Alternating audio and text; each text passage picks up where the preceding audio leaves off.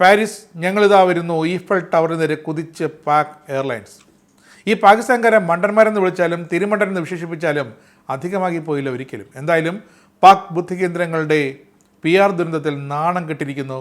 പാക് സർക്കാർ തലയിൽ കുർത്തയുമിട്ടിരിക്കുകയാണ്. യൂറോപ്യൻ രാജ്യങ്ങൾ പാകിസ്ഥാൻ വിമാനങ്ങൾക്ക് കഴിഞ്ഞ 4 വർഷമായി ഏർപ്പെടുത്തിയിരുന്ന യാത്രാ നിരോധനം പിൻവലിച്ചതിന് പിന്നാലെയാണ് ഈ പാരീസിലെ ഈഫൽ ടവറിലേക്കുള്ള പാക് എയർലൈൻസിന്റെ ഇടിച്ചു കയറ്റൽ ഭീഷണി. പാകിസ്ഥാൻ ഇന്റർനാഷണൽ എയർലൈൻസ് ഇന്നും ഇന്നലെയൊന്നുമല്ല വിമാനങ്ങളുടെ പേരും പറഞ്ഞ് വിവാദങ്ങളുടെ ശ്രദ്ധാകേന്ദ്രമാകുന്നത്. യൂറോപ്യൻ വിമാന സർവീസുകൾ പുനരാരംഭിക്കുന്നതിൻ്റെ ഭാഗമായി സമൂഹ മാധ്യമങ്ങളിൽ പങ്കുവച്ച എയർലൈൻസിൻ്റെ ഒരു സുവർണ പരസ്യമാണ് ഇപ്പോൾ ട്രോളുകൾ ഏറ്റുവാങ്ങിക്കൊണ്ടിരിക്കുന്നത്. നടക്കില്ല എന്ന് കരുതിയ സ്വപ്നം തൽക്കാലത്തേക്ക് യാഥാർത്ഥ്യമായതോടെ എന്നാൽ പിന്നെ ഈഫൽ ടവറിലേക്ക് ഇടിച്ചം കയറ്റിക്കുക എന്നായി.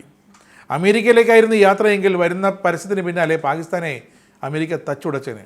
എന്തായാലും ഫ്രാൻസിൻ്റെ മുഖം കറുത്തതോടെ, വിമർശനങ്ങൾ കടുത്തതോടെ നാണക്കേടിൽ നിന്ന് മുഖം രക്ഷിക്കാൻ പ്രധാനമന്ത്രി ഷെഹബാസ് ഷെരീഫ് വിഷയത്തിൽ ഒരു അന്വേഷണത്തിനും ഉത്തരവിട്ട് കഴിഞ്ഞു. സുരക്ഷാ കാരണങ്ങളാൽ യൂറോപ്യൻ യൂണിയൻ ഏർപ്പെടുത്തിയിരുന്ന പാക് എയർലൈൻസിൻ്റെ 4 വർഷത്തെ വിലക്ക് നീങ്ങിയതോടെ ജനുവരി 10 ഇസ്ലാമാബാദ് പാരീസ് വിമാന സർവീസ് പുനരാരംഭിക്കുന്നതിനാണ് പരസ്യം പുറത്തിറക്കിയത്. PIAയുടെ ഔദ്യോഗിക എക്സ് അക്കൗണ്ടിലെ വിവാദ പോസ്റ്റിൽ ഈഫൽ ടവറിലേക്ക് കുതിക്കുന്ന വിമാനത്തിൻ്റെ ചിത്രവും പാരീസ് ഞങ്ങൾ ഇന്ന് വരുന്നു എന്ന അടിക്കുറിപ്പുമുണ്ടായിരുന്നു. സംഭവത്തിൻ്റെ ഗുരുതരാവസ്ഥ മനസ്സിലാക്കിയ പലരും ഈ ചിത്രത്തെ ന്യൂയോർക്കിലെ വേൾഡ് ട്രേഡ് സെൻറ്റർ ഭീകരാക്രമണവുമായി താരതമ്യം ചെയ്തു. പാകിസ്ഥാൻ എയർലൈൻസിൻ്റെ ഗ്രാഫിക് ടീമിന് ചരിത്രത്തെക്കുറിച്ചൊരു ക്രാഷ് കോഴ്സ് വേണമെന്ന് പലരും പരിഹസിച്ചു. വിഷയം പാക് പാർലമെൻറ്റിൽ ഉന്നയിച്ച പാക് ഉപപ്രധാനമന്ത്രിയും വിദേശകാര്യമന്ത്രിയുമായ ഇഷാദ് ദാർ പോസ്റ്റിനെ ആന മണ്ടത്തരമെന്ന് വിശേഷിപ്പിച്ചു. ആരാണ് ഇത്തരം പരസ്യങ്ങൾക്ക് അംഗീകാരം നൽകിയതെന്ന് അന്വേഷിക്കാൻ നിർദ്ദേശിച്ചതായും അദ്ദേഹം പറഞ്ഞു. സംഭവിച്ചു, പിന്നെ ഇതിലൊക്കെ എന്ത് കാര്യമെന്നാണ് ഇപ്പോൾ പാകിസ്ഥാനിലെ ചോദ്യം. അതേസമയം ഇതാദ്യമായല്ല പാക് എയർലൈൻസ് വിവാദങ്ങൾ സൃഷ്ടിക്കുന്നത്. 1979-ലും 2014-ലും സമാനമായ പരസ്യങ്ങൾ പുറത്തിറക്കി ഇവർ നാണം കെട്ടിരുന്നു. സ്വന്തമായി ഒരു പോസ്റ്റർ പോലും മര്യാദയ്ക്ക് ഡിസൈൻ ചെയ്യാൻ അറിയാത്ത പാകിസ്ഥാനാണ് കാശ്മീരിൻ്റെ അതിർത്തികളിൽ ഇന്ത്യക്കെതിരെ പ്രകോപനമുണ്ടാക്കാൻ നടക്കുന്നത്.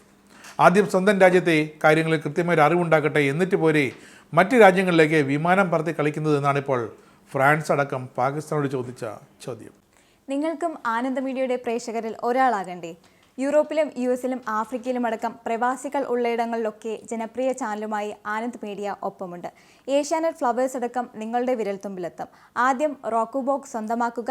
അതിൽ നിന്നും ആനന്ദ് മീഡിയ ആപ്ലിക്കേഷൻ ഡൗൺലോഡ് ചെയ്യുക, ഇൻസ്റ്റാൾ ചെയ്യുക. എന്നിട്ട് 020-858-66511 എന്ന നമ്പറിൽ ഞങ്ങളുടെ കസ്റ്റമർ കെയറിൽ ബന്ധപ്പെടുക. അല്ലെങ്കിൽ +91 735 660 3747 എന്ന നമ്പറിൽ വാട്സപ്പ് ചെയ്യുക. ആനന്ദ് മീഡിയയുടെ സേവനങ്ങൾ സ്വന്തമാക്കുക. മറ്റു ചാനലുകൾക്കൊപ്പം ആനന്ദ് TVയും എൻജോയ് ചെയ്യുക.